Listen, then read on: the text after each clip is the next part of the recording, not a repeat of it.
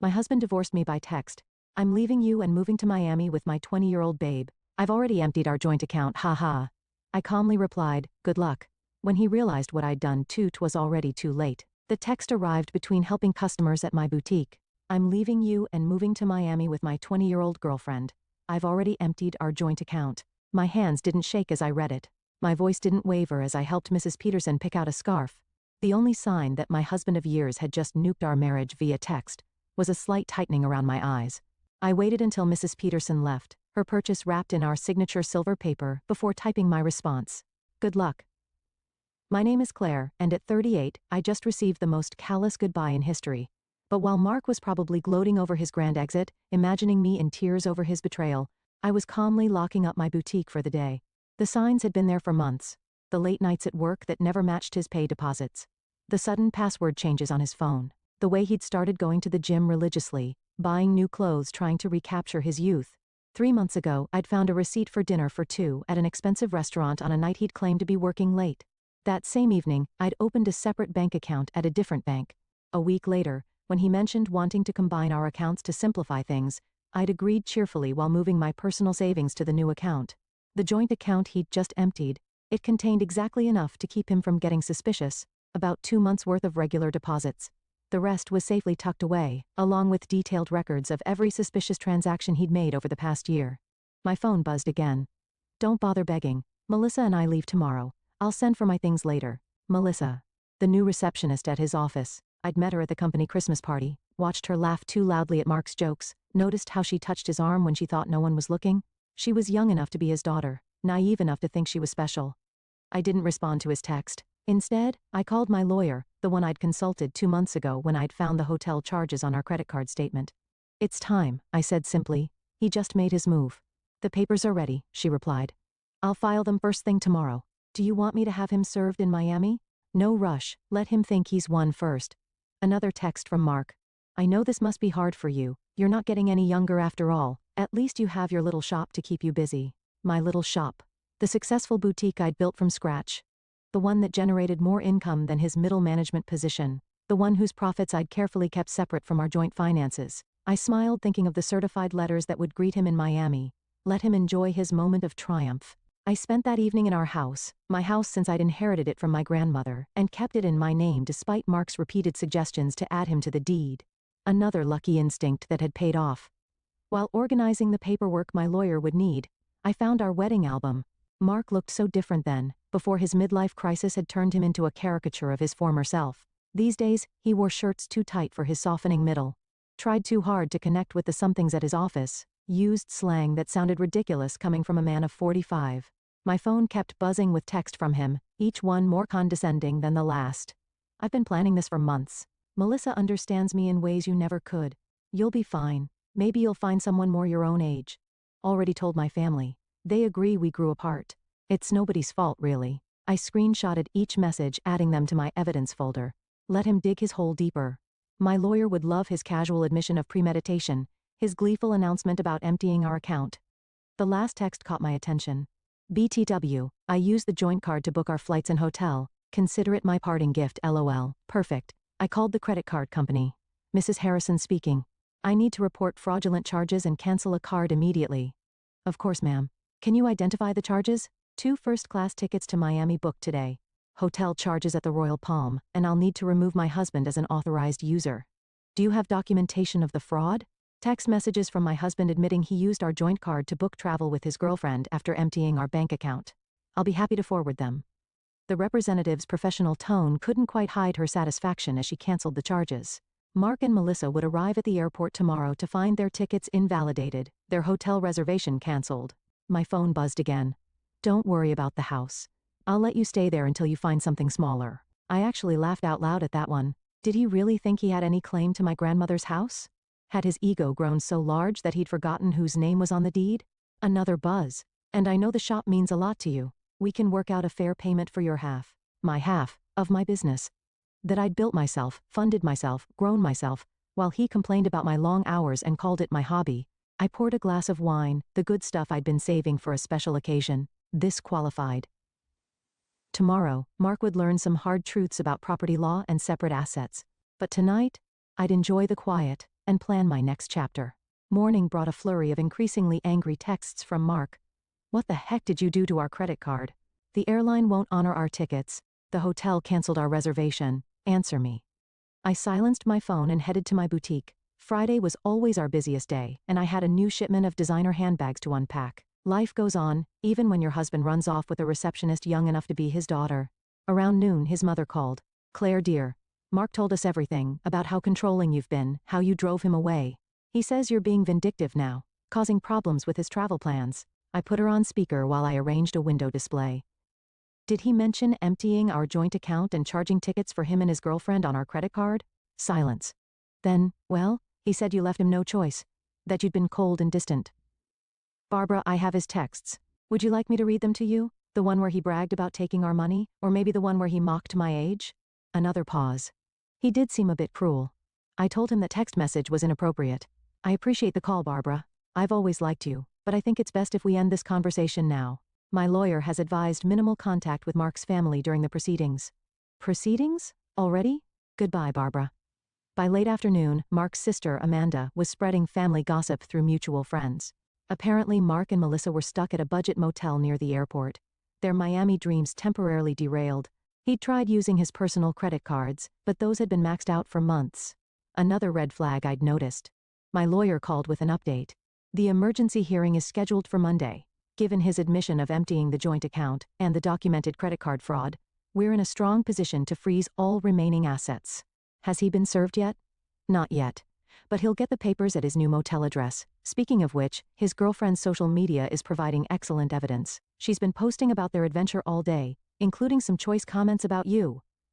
I smiled thinking of my own documentation, a year's worth of suspicious charges, hotel receipts, text messages that proved premeditation. Mark had been so focused on his grand escape that he'd never considered I might be watching, waiting, preparing. My phone buzzed with another text. You think you're so smart. But I made copies of all the boutique's financial records. Half that business is mine. I forwarded the text to my lawyer, adding it to the growing file of Mark's mistakes. Let him learn the hard way about separate assets and business ownership. Sometimes the best revenge is simply being prepared. The emergency hearing on Monday was everything I could have hoped for. Mark showed up in his new young wardrobe. Designer jeans too tight for his age, a blazer that screamed midlife crisis. Melissa waited outside, her youth painfully obvious under the harsh courthouse lighting. My lawyer presented our evidence methodically. Mark's gleeful text about emptying our account, his credit card fraud, his documented history of hidden expenses. Each piece carefully collected over months of quiet observation. Your Honor. Mark's hastily hired lawyer attempted. My client admits to some rash decisions, but Mrs. Harrison's actions have been vindictive and calculating.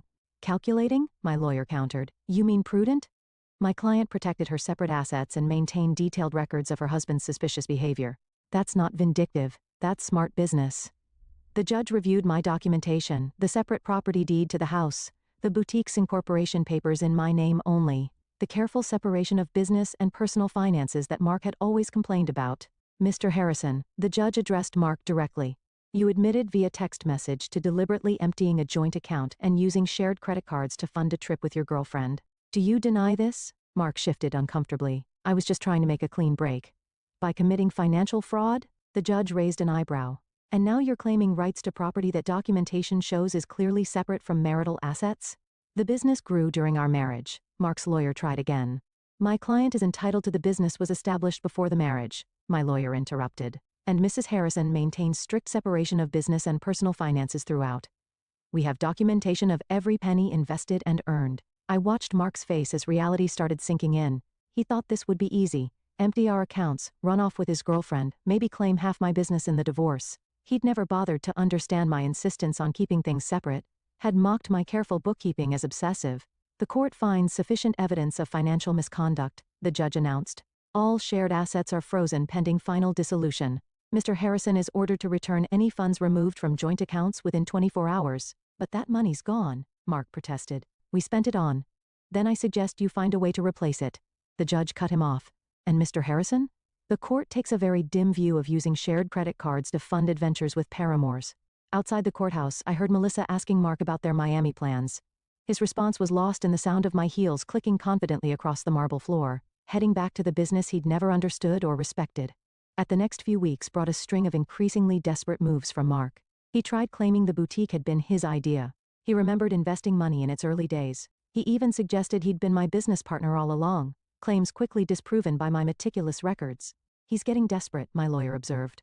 His girlfriend's social media shows they're staying at her studio apartment now. Apparently, living on a receptionist's salary isn't quite the glamorous escape he imagined. Mark's family started reaching out, their tone markedly different from their initial accusations. We had no idea, his sister Amanda admitted. He told us you'd been cold, controlling, that he needed to escape. But then we saw his texts, the way he bragged about taking your money. That's not the brother I thought I knew. His mother called again, this time in tears. The things he said about your age, about replacing you with someone younger, I raised him better than that. I thought I did anyway. I let their calls go to voicemail. Their support might have meant something weeks ago, but now it felt like rats deserting a sinking ship.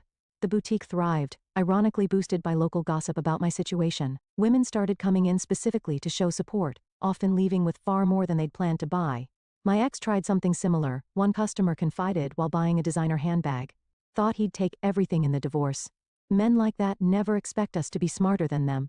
My phone still buzzed occasionally with texts from Mark, his tone swinging between anger and manipulation. You've ruined everything.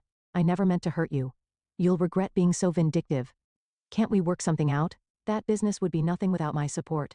I forwarded each message to my lawyer without responding, let him dig his hole deeper. Through the grapevine, I heard Melissa was having second thoughts. Apparently, sharing her studio apartment with a middle-aged man who couldn't afford his own place wasn't the romantic adventure she'd imagined. The age gap that had seemed exciting during secret hotel meetings felt different in the harsh light of reality. She posted about toxic relationships and learning from mistakes yesterday, my lawyer mentioned during an update call, and removed her relationship status this morning. I almost felt sorry for Mark, almost. But then I remembered his after telling me he'd emptied our account. The casual cruelty of his comments about my age. The way he'd assumed I'd be helpless without him. Instead of pity, I felt something else. Pride. Pride in my foresight, in my quiet strength, in my ability to protect myself while he underestimated me. The final divorce hearing painted a very different picture from Mark's imagined triumph. Gone was his cocky attitude, replaced by barely concealed panic. Melissa was noticeably absent. She'd moved on to a CO worker her own age, according to office gossip. Mark had shown up in his old clothes. The designer wardrobe apparently returned to help repay the joint account he'd emptied. His lawyer looked tired, probably from trying to find loopholes in my documented separation of assets. Your Honor, Mark's lawyer attempted one last time. Despite the separate property documentation, my client contributed to the growth of his wife's business through moral support. And moral support?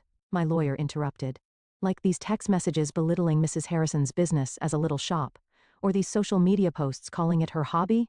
The judge had clearly seen enough. The final settlement reflected my careful planning. I kept my house, my business, and my separate assets. Mark got his personal possessions and his car, which was worth less than he owed on it. You've destroyed me, he hissed as we left the courthouse. I'll have to move back in with my parents. No, Mark. You destroyed yourself. I just made sure you couldn't destroy me too. His mother was waiting outside ready to drive him to her house, his new home at 45. The irony of his situation wasn't lost on anyone. The man who'd mocked my age was now living in his childhood bedroom, while I continued running my successful business. You planned this all along, he accused. You knew this would happen. No, I just paid attention.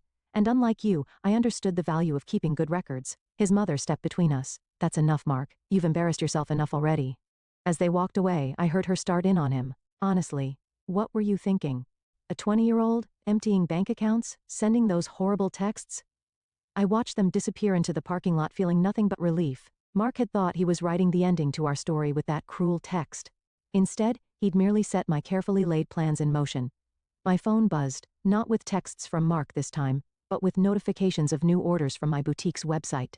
Life was moving forward, just not in the direction he'd imagined. Part 3. Segment 1. 600 words. 6 months after the divorce was finalized, my boutique had expanded to a second location. The irony wasn't lost on me.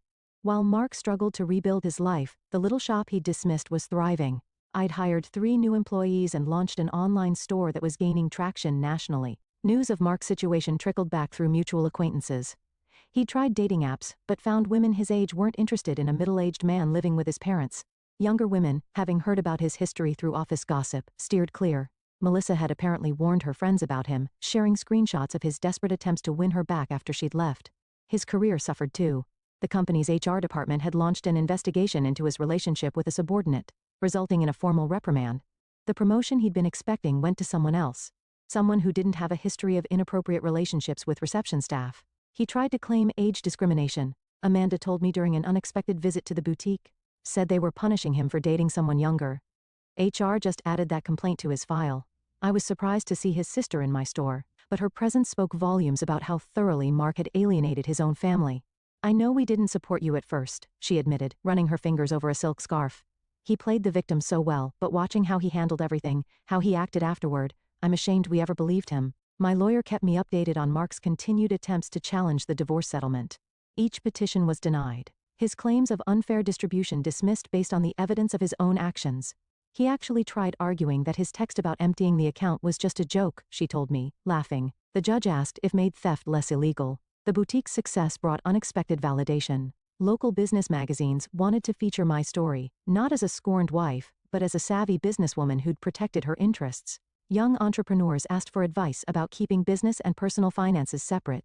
The best protection is preparation, I told one young woman who reminded me of Melissa, and always trust your instincts. Mark's mother called occasionally, usually after he'd done something particularly self-destructive. He'd tried online gambling, hoping for a quick fix to his financial problems. He'd gotten involved with a pyramid scheme that promised fast returns. Each attempt to recover his former lifestyle just dug him deeper into trouble. I don't know where we went wrong with him. She sighed during one call. His father and I offered to help him get back on his feet if he'd just take responsibility for his actions. But he's still blaming everyone else. You, Melissa, his company, the judge. I listened politely but maintained my distance. Their family drama wasn't my problem anymore.